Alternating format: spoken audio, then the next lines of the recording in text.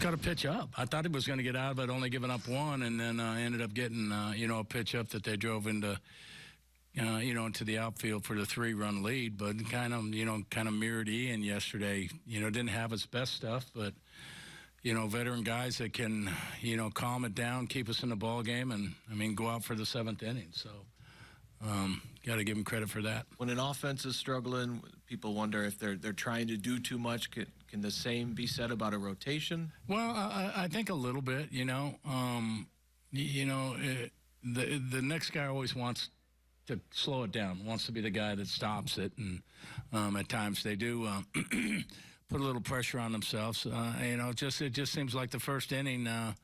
Hasn't been really good for us. But then you take away some of those first innings, and then from that point on, our pitching has been pretty darn good, even through the rough spots. And not only did Hamill stabilize, but the bullpen held it right there, gave you a chance offensively. Yeah, my plan was to send Hamill out in the 7th, and if 2 guys got on, I was going to go get Keller, or if a guy got in the scoring position, and then of course the bloop double down the left field line put us into that spot right there. But Keller did a great job of getting it through.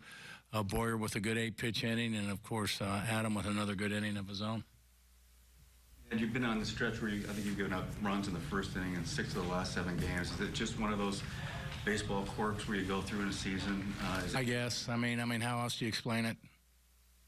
And really, obviously, Cal and the staff are trying to figure out ways to stop it, but there's really nothing. You got to execute pitches. That's how you stop it. And you go back and you look at some of these pitches. They were just like the one that did the damage. The 2-run single. That pitch was up out over the plate a little bit. I was hoping that he could hold the fort there and then get us back in the dugout down 1. But even when it was at 3, I was still like, okay, we got the whole game ahead of us, kind of like yesterday. We'll just peck away and see if we can't, get back into this game. And at that point that you can afford to give up 1, maybe 2 more runs. But that's going to absolutely be it if you want to stay in the game. And Hamill did just that. He got us into the 7th inning and ended up giving up 2 more runs, but battled his tail off. Ned, does it take anything particular inside you to stay upbeat with it going this way, or how do you do that? How do you engage that gear every day? How do I do what? How do you just stay upbeat every day with the way things are going? It's something you got to work at.